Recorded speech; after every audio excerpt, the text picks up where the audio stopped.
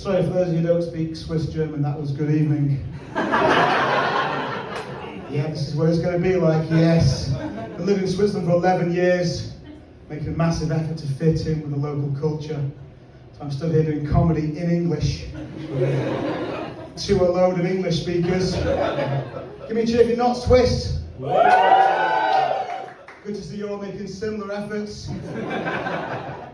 Native English speakers, give me a woo! Woo! Non-native English speakers, give me a huh? Story of my fucking life, that. Yeah. From Manchester, yeah, I speak English quite quickly, I've got an accent.